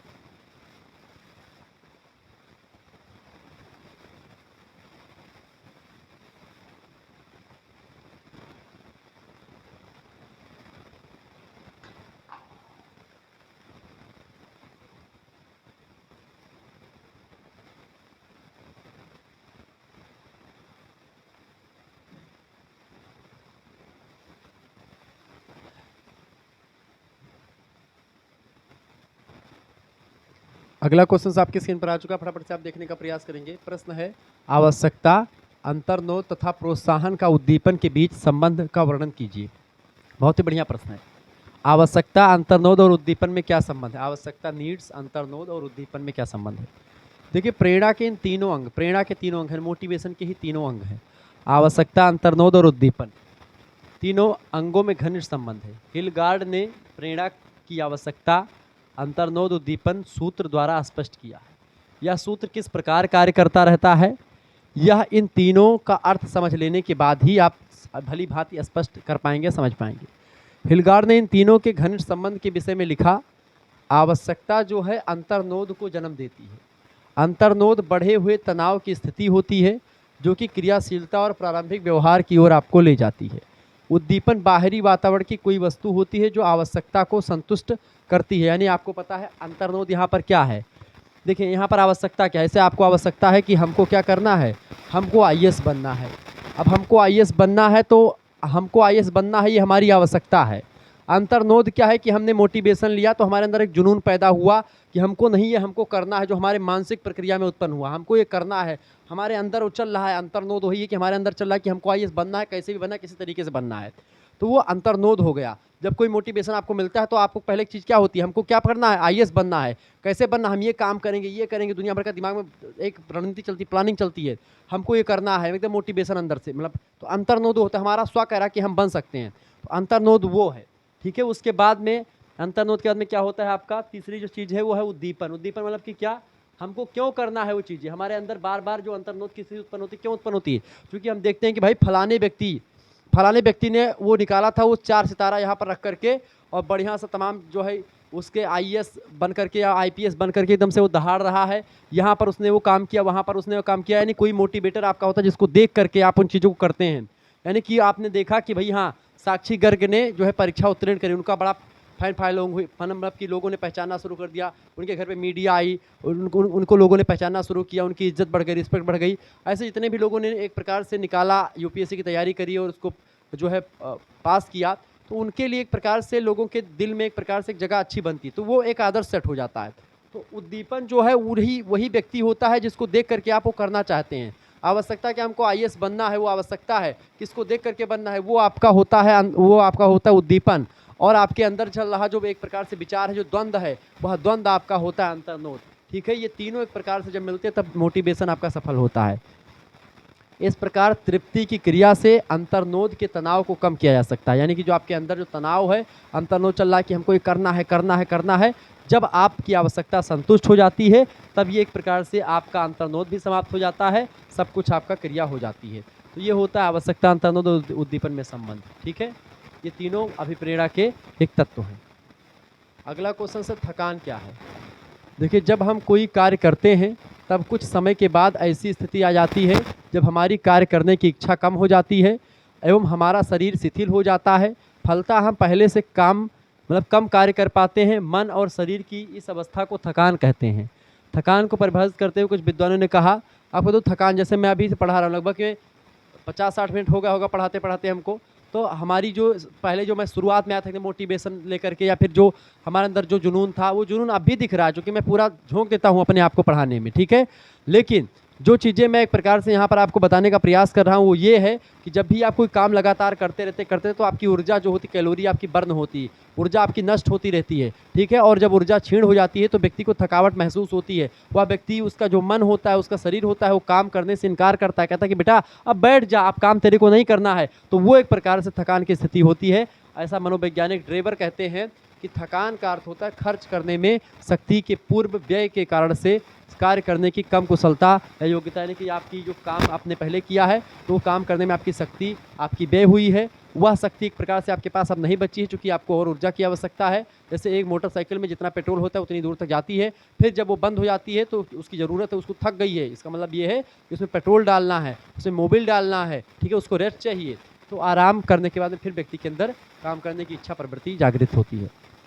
बोरिंग लेग फील्ड व बेल्ट कहते हैं कि थकान की सर्वोत्तम परिभाषा निरंतर कार्य करने के परिणाम स्वरूप जब आप कोई काम लगातार करते रहते हैं तो आपकी कुशलता में, यानी आप काम जो शुरुआती दौर में करते हैं उसमें कमी आ जाती है, वही कमी थकान का रूप होती है। ठीक है, जैसे मैं पढ़ाते पढ़ाते थक जाता हूँ, अब मेरा बोलने में क्या हो रहा, थकावट महसूस हो रही है, मैं बोल रहा हूँ लेकिन तीव्र गति से, लेकिन अब जो है मेरा जो शरीर उतना ज़्यादा एक प्रकार से कह नहीं रहा कि और बोलूँ। ठीक है, लेकिन फिर भी वो चीज़ें उतनी अभी बची हुई, अभी 2-3-4 घंटे में बोल सकता हूँ, लेकिन वो चीज़ें जो एकदम जो शुरुआत में रहते हैं, जो शरीर हमारा कहता है कि हाँ हम अभी कर सकते हैं, वो उतना बाद में तक नहीं बोल सकता। अगला प्रश्न, पिछड़े बालक के प्रकार बताएं। देखिए, पिछड़े हुए बालक निम्नलिखित प्रकार के पाए जाते हैं। पहली बात तो कुछ ऐसे बालक होते हैं उनको पिछड़ा कहा जाता है जो शारीरिक दोष होता है जिनके अंदर, यानी कि कोई हाथ टूटा, किसी का पैर टूटा, किसी बुद्धि नहीं किसी के पास, तो ये सब शारीरिक दृष्टि से, मतलब कि बुद्धि तो मानसिक हो गया, शारीरिक दृष्टि से कोई किसी का हाथ पैर या कुछ भी टूटा है, आँख नहीं काम कर रही, सुनता कम है, तमाम सारी चीज़ें, तो शारीरिक दोष की वजह से पिछड़े हुए बालक। इस प्रकार के बालक वे होते हैं जिनकी ज्ञानेंद्रियाँ ठीक से कार्य नहीं करती, जैसे कि आँख की कमजोरी, बहरापन या ऊँचा सुनना, हकलाना या तुतलाना शारीरिक दृष्टि से पिछड़ेपन के उदाहरण हैं। दूसरे पिछड़े बालकों में मानसिक दृष्टि से पिछड़े हुए बालक आते हैं। जिन बालकों की बुद्धि लब्धि 60 से कम होती है उन्हें मानसिक दृष्टि से पिछड़ा हुआ बालक कहते हैं। उसके अंतर्गत मंद बुद्धि, हीन, मूढ़, जड़ बुद्धि के बालक आते हैं। बुद्धि लब्धि का सूत्र आपको पता होगा, अगर नहीं पता तो जान लीजिए। बुद्धि लब्धि का सूत्र होता है बुद्धि लब्धि, ठीक है। बुद्धि लब्धि को अंग्रेजी में क्या कहते हैं? बुद्धि लब्धि को अंग्रेजी में IQ कहते हैं, ठीक। क्या कहते हैं इसको बोलते हैं IQ। IQ मतलब क्या होता है? इंटेलिजेंट कोशेंट, ठीक है, ध्यान रखेंगे। ये इसका सूत्र होता है, ठीक है, जो है मानसिक आयु बटे वास्तविक आयु।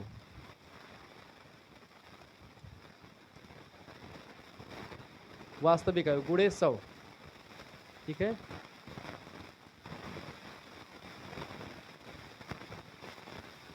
लिख दे रहा हूं, मानसिक आयु बटे वास्तविक आयु गुणे 100। यानी कोई बच्चा है, किसी बच्चे की बुद्धि लब्धि निकाली, तो आप पता करो वह बालक की एज कितनी। मान लेते उस बालक की एज जो है वो 20 साल की है, और लेकिन वह बच्चा व्यवहार कितने साल के बच्चों जैसा कर रहा है? वह व्यवहार जो है वो 15 साल के बच्चों जैसा व्यवहार कर रहा है वो बच्चा, ठीक है। अब 15 साल के बच्चों या 10 साल के जैसे बच्चों, मान लेते 10 साल के जैसे बच्चों से जैसा व्यवहार कर रहा है। कोई व्यक्ति है तो 20 साल का, लेकिन वह व्यवहार कैसा कर रहा है? उसकी मानसिक आयु कितनी है? 10 साल की है। तो मानसिक आयु 10 साल की हो जाएगी, क्योंकि वो 10 साल जैसे बच्चों जैसा व्यवहार कर रहा है। वास्तविक आयु उसकी 20 रखेंगे, क्योंकि वह एक प्रकार से वास्तव में 20 साल का, लेकिन व्यवहार कैसा कर रहा है? 10 साल के बच्चों जैसा। तो उसकी आयु क्या करेंगे? मानसिक आयु 10 लिखेंगे, और गुणा में क्या कर देंगे? 100 कर देंगे, तो उसका बुद्धि लब्धि निकल आएगा। 0 से 0 काट दो, ठीक है, 2 मतलब 2 पंचे 10 यानी 50। उसकी बुद्धि लब्धि क्या है? 50। और जिस बुद्धि लब्धि 60 से कम होती है, ठीक है, वह बुद्धि लब्धि एकदम से, वह बच्चा एकदम से मूर्ख होता, डल होता, उसको कुछ आता पता नहीं होता, वह कुछ जान भी नहीं पाता। आप उसको कुछ बताओगे तब भी नहीं सीखेगा, तो बुद्धि लब्धि। लेकिन वही बुद्धि लब्धि किसी की वास्तविक आयु मान लेते हैं कि वो कोई बच्चा जो है वो एक प्रकार से है तो भैया अभी 10 साल का, लेकिन वो व्यवहार कर रहा है कम से कम 20 साल के बच्चों जैसा। तो गुणा करेंगे 100 से, तो 0 0 काट दो, 2 से गुणा कर दो, उसकी बुद्धि लब्धि कितनी पहुंच जाएगी? 200। यानी कि वो प्रतिभाशाली से भी बहुत प्रतिभाशाली है, very very very very very प्रतिभाशाली बच्चा हो गया। यानी 100 से ऊपर जिसकी बुद्धि लब्धि होती है वह व्यक्ति एक प्रकार से प्रतिभाशाली से बहुत ऊपर, मतलब प्रतिभाशाली होना शुरू हो जाता है। यानी वह बच्चा एक प्रकार से औसत से आगे बढ़ जाता है, ठीक है। तो मानसिक दृष्टि से पिछड़े हुए बालक वो होते हैं जिनकी बुद्धि लब्धि पीछे होती है, 60 से कम होती है। संवेगात्मक दृष्टि से पिछड़े बालक, इस प्रकार के बालकों को माता पिता, अभिभावकों तथा शिक्षकों से स्नेह सहानुभूति नहीं मिलती है। यानी कि शिक्षक या माता पिता उनसे प्रेम नहीं करते हैं, उनको एक प्रकार से दूरी का अनुभव होता है, या उनको लगता है कि टीचर हमारे तरफ नहीं देख रहा है। सब ओर से उनका तिरस्कार होता है बच्चों का, अतः उनमें चिंता, लगातार तनाव, निराशा, उदासीनता के भाव दिखाई पड़ने लगते हैं, और वे पिछड़ जाते हैं पढ़ने लिखने में, ठीक है। चौथे टाइप के वे बालक होते हैं वातावरण और परिस्थितियों के कारण से पिछड़ जाते हैं कुछ बच्चे, ठीक है, जिनका वातावरण ही अच्छा नहीं, जिनके पास सुविधाएं नहीं पढ़ने की, ठीक है। कुछ बालक परिवार की आर्थिक परिस्थिति तथा सामाजिक और सांस्कृतिक वातावरण ठीक ना होने की वजह से समान बुद्धि के होते हुए भी पिछड़ जाते हैं और वो आगे नहीं बढ़ पाते। पांचवा बालक वे होते हैं, मतलब कि जो अलग बालकों में आते हैं, शिक्षा के अभाव से पिछड़े बालक। पिछड़े बालकों में देखिए वे बालक समान बुद्धि के होते हुए भी किन्हीं कारणों से स्कूल में शिक्षा नहीं प्राप्त कर पाते, या उनको पढ़ने लिखने का कार्य असुविधा या अभाव की वजह से, मतलब कि वो एक प्रकार से कार्य नहीं कर पाते, ठीक है, पीछे रहते हैं। ऐसे बालकों की ओर कोई ध्यान भी नहीं देता, अतः वे पिछड़ जाते हैं। इस तरीके से पिछड़े बालकों के कुछ इस तरीके से पिछड़े बालक के प्रकार हैं। तो पिछड़े बालकों की ये प्रकार है, बात ध्यान रखेंगे, इन सभी को आप नोट डाउन कर लीजिएगा, बहुत ही इंपॉर्टेंट चीज़ें हैं। आगे बढ़ते हैं, अगला क्वेश्चन आपकी स्क्रीन पर आ चुका है, आप देखने का प्रयास करेंगे, बहुत ही ज़बरदस्त क्वेश्चन आ चुका है। प्रश्न है, बाबू प्रतिभाशाली बालक की विशेषताएं बताएं। प्रतिभाशाली बालक किसे कहते हैं? फटाफट से आप बताने का प्रयास करें।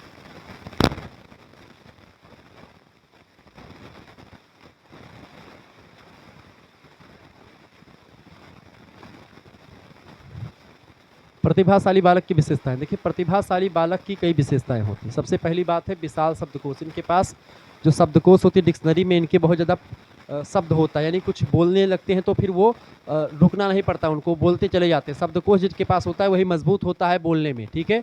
इनके पास सबसे पहली बात विशाल शब्दकोश होता है कि वो हर जगह पर हर चीज़ बोलने के लिए सक्षम है, हर चीज़ के लिए उनके पास शब्द है। दूसरी बात, जैसे अभी आपको माइक पकड़ा करके मंच पर खड़ा कर दिया जाए, कहा जाए किसी मुद्दे पर 10 शब्द बोलो, तो आप 10 शब्द बोलने में आपको हिचकिचाहट महसूस होगी। लेकिन जो बच्चे प्रतिभाशाली होंगे उनके अंदर तमाम वो शब्दकोश है, उनके अंदर ऑलरेडी वो बोलते चले जाएंगे, ठीक है, उनको सोचना नहीं पड़ेगा। तो मानसिक प्रक्रिया की तीव्रता भी उनके अंदर होती है, वो मानसिक दृष्टि से तीव्र होते हैं, जिस चीज़ को पढ़ते हैं उनको याद हो जाता है, सब कुछ चीज़ें ठीक होती हैं। दैनिक कार्यों में भिन्नता होती है, ठीक है, प्रतिभाशाली बालक की विशेषता क्या? वो दैनिक कार्य जो सामान्य बच्चे करते हैं उनसे अधिक, मतलब उनसे अलग कुछ करते हैं। सामान्य ज्ञान की श्रेष्ठता, उनके अंदर जीके की नॉलेज भी ठीक ठाक होती है। अमूर्त विषय में रुचि लेते हैं, यानी ऐसे विषय जो कि कम दिखते हैं या फिर जिनको एक प्रकार से सामान्य बच्चे नहीं देख पाते, उन पे प्रति इनकी रुचि ज़्यादा होती है। पाठ्य विषयों में अत्यधिक रुचि और अरुचि पैदा करते हैं। कुछ चीज़ें उनको बहुत अच्छी लगती हैं, जो चीज़ें अच्छी नहीं लगती उनको नहीं पढ़ते हैं।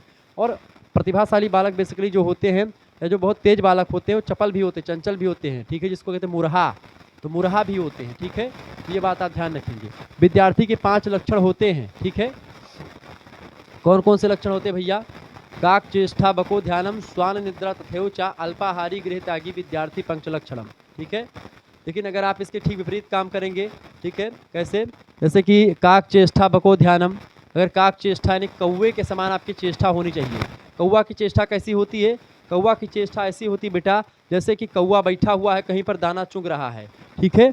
तो अगर आप थोड़ा सा भी झुकते हैं, ऐसे ऐसे आप झुके, कभी भी आपने देखा कौवा बैठा हुआ है और कौवा उधर बैठा बहुत दूर बैठा हुआ है, लेकिन अगर आप झुक करके ऐसे सोचें कि हम ऐसे झुकें, जब तक आप झुकेंगे बेटा तब तक कौवा उड़ जाएगा। कौवा को इतनी पता है कि आप झुक रहे हैं, तो आप किस लिए झुक रहे हैं? आप झुक इसलिए रहे हैं चूंकि आप ढीला उठाएंगे, आप उसी ढीले से जो है फेंक करके उस कौवे को मारने वाले हैं। एक डंडा उठाएंगे, उस डंडे से कौवे को मारने वाले हैं, तो कौवा को पहले से आभास हो जाता है कि ये सामने वाला क्या करना चाह रहा है। तो एक बालक को, पढ़ने वाले विद्यार्थी को ये पता होना चाहिए कि आगे क्या होने वाला है, कैसे होने वाला है, हमको आगे क्या करना चाहिए। ये काक चेष्टा होती बेटा, काक चेष्टा बको ध्यान। बको ध्यान मतलब क्या होता है? बगुले के समान ध्यान।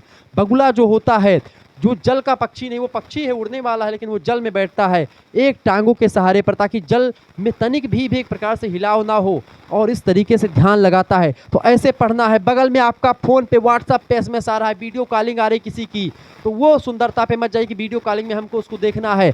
आप बगुले के समान ध्यान लगाएं कि हमको पहले ये चैप्टरवा खत्म करना, उसके बाद में फिर उसकी लाली लिपस्टिक देखनी है, फिर या उसका एक प्रकार से जुल्फी वाले बाल देखने हैं, उसकी रेशमी जुल्फ और शरबती आंखें देखनी है। तब आपको एक प्रकार से पढ़ाई का मतलब समझ में आएगा। और वैसे आप पढ़ रहे हैं, तुरंत देखा व्हाट्सएप पे आ गया, तुरंत उसे भाई को किताब चलो हटाओ, और तुरंत जा करके उसका जो है मेकअप भरा चेहरा आप देख रहे हैं। या फिर एक प्रकार से लड़कियां जो है वो एक प्रकार से कह रहे कि भाई जो है लड़कों का चेहरा देखने के लिए आ गई, तो वो वीडियो कॉलिंग आप फ़ोन तुरंत डाटा ऑफ करके तुरंत उधर फेंक दें, और जब पढ़ने बैठे तभी ऐसे बैठे, यानी बगुले के समान ध्यान होना चाहिए। नहीं तो मछली जो होगी बेटा वो सरक जाएगी, और मछली हाथ नहीं जाएगी। तो कहते नहीं कि भाई जाल फाड़ के मछली निकल गए, तो वैसे निकल जाएगी मछली। तो बगुला अगर एक प्रकार से वो बगुली को देखने में बिजी हो जाएगा, तो वह एक प्रकार से ध्यान नहीं लगा पाएगा। इस वजह से बेटा जब तक पढ़ाई कर रहे हैं तब तक पढ़ाई कर लीजिए, तब तक आपको इस प्रकार के किसी जो आपके ध्यान में बाधा उत्पन्न करने वाली चीज़ें उनसे दूर रहें। चाहे वो मोबाइल के इंस्टाग्राम के एसएमएस हों, या इंस्टाग्राम की छोटी छोटी 15 सेकंड वाली रील्स हों, या ऐसे तमाम प्रकार के गाने हों जो कि आपको डिस्टर्ब करते हैं। उनको आप किसी समय विशेष में चुन लीजिए कि हमको 1 घंटे रील देखना है, या 1 घंटे हमको एक प्रकार से किसी व्यक्ति से बात करना है, ठीक है, तो आप आगे बढ़ पाएंगे। बगुले के समान ध्यान, एक पैरों पर ध्यान लगा करके खड़े हो जाएं। बको ध्यानम, काक चेष्टा बको ध्यानम, स्वान निद्रा। स्वान माने होता कुत्ता, कुत्ते के समान सोना बहुत जरूरी है। कुत्ता कैसे सोता है? स्वान माने कुत्ता, कुत्ता सो रहा होता है, रात में थोड़ा सा खट से हुआ, तुरंत भो भो भो करते दौड़ लिया कुत्ता, वो होता स्वान निद्रा। विद्यार्थी को ऐसे सोना चाहिए। कब उसको उठना है, कब सोना है, कब उसका पता नहीं होना चाहिए कुछ दिनों के लिए, ठीक है। तो स्वान निद्रा, उसको एक प्रकार से सुबह मॉर्निंग में उठना चाहिए, ब्रह्म मुहूर्त में उठ करके पहले स्नान करना चाहिए, ऐसे तमाम प्रकार की चीज़ें जो करना चाहिए। तो स्वान निद्रा। तथेवचा अल्पाहारी गृह त्यागी। अल्पाहारी यानी कम खाना, और गृह त्यागी घर को छोड़ना पड़ता है। घर छोड़ना मतलब होता है मोह और लोभ, यानी धन। बेसिकली आजकल की लड़कियों के लिए धन बहुत एक प्रकार से, बहुत ज़्यादा एक प्रकार से हो गया। अभी आपने मेरठ कांड सुना, आप सुन रहे हैं कि भाई तलाक हो रहे तमाम प्रकार के, उसमें क्या 4-4, 5-5 करोड़ रुपए जो है पुरुष लोग दे रहे हैं। बेचारे जो है दुनिया भर की कमाई आती है, महिला आती है, कोई शादी करती है, 1 साल 2 साल रहती साथ में, उसके बाद में छोड़ करके चली जाती है, और बदले में क्या कुछ उसको रकम भी जो है ले लेती है, लगभग 4-5 करोड़ रुपए भी उसको एक प्रकार से पुरुष वर्ग को देना पड़ता है। तो ये एक प्रकार से कहीं ना कहीं पे एक आजकल ट्रेंड चल चुका है। अभी ट्रेंड कौन शुरू कर रहा है? क्रिकेटर्स की बीवियाँ, आप देख तमाम प्रकार क्रिकेटर्स जो हैं, चाहे आप देखें, अभी देखें चहल को देखें, अभी आजकल में ही हुआ है, ऐसे तमाम प्रकार के केसेस सामने आ रहे हैं, ठीक है।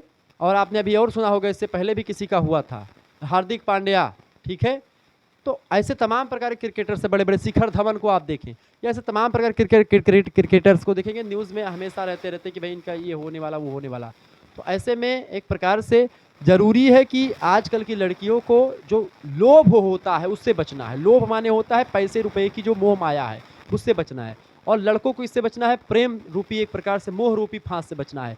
लड़कों के लिए मोह बहुत ही घातक है। मोह सकल व्याधिन के मूला, तुलसीदास जी कहते हैं कि मोह सकल व्याधिन के मूला। मोह जो होता है वो सभी व्याधियों की जड़ होता है। तो मोह, और लड़कियों के लिए है कि लोभ, वो त्याग दें, तभी एक प्रकार से आपको सफलता मिलेगी। आप नौकरी लग जाएगी तो आपके जो है तमाम प्रकार की आपकी जो रिक्वायरमेंट होगी, जो आपके झुमके होंगे और जो आपके लहंगे के पैसे होंगे, वो आपके पास खुद ही आ जाएंगे। किसी के आगे हाथ आपको फैलाना नहीं पड़ेगा, चाहे भाई हो, चाहे पिताजी हो, चाहे जो भी आपके या दोस्त यार हो, किसी के आगे आपको हाथ बिल्कुल भी नहीं फैलाना पड़ेगा। तो आजकल जो ट्रेंड चल रहा है उसको आपको खत्म करना पड़ेगा। तो काक चेष्टा बको ध्यानम स्वानिध्य तथेउचा अल्पाहारी। अल्पाहारी माने होता है कम खाना। ज़्यादा खा लेंगे तो नींद आएगी, कम खाए रहेंगे भूख लगेगी तो आप जगेंगे, ठीक है, जगेंगे तो पढ़ेंगे, इस तरीके से। और आपको थोड़ा सा लोभ और मोह से त्यागना होगा, घर को त्यागना होगा, ठीक है। ये चीज़ें हैं, आगे बढ़िएगा। अगला क्वेश्चन से, मानसिक रूप से मंद बालक से आप क्या समझते हैं? देखिए, मानसिक मंदता का समान अर्थ होता है औसत से कम मानसिक योग्यता, यानी ऐसे बच्चे जिनमें एक प्रकार से मानसिक योग्यता औसत बच्चों से कम है, सभी बच्चों से कम है वो, ठीक है।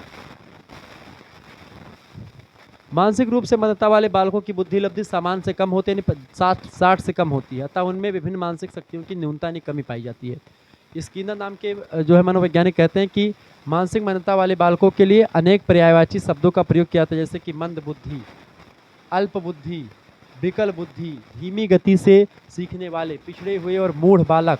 ऐसे तमाम प्रकार के शब्द जो है ये मानसिक रूप से पिछड़े हुए बालकों के लिए प्रयोग में लाए जाते हैं। मानसिक मंदता की सरकारी परिभाषा इस प्रकार दी गई कि मानसिक मंदता औसत से निम्न मानसिक कार्यक्षमता का उल्लेख करती है। इसका आरंभ बालक के विकास की अवधि में होता है।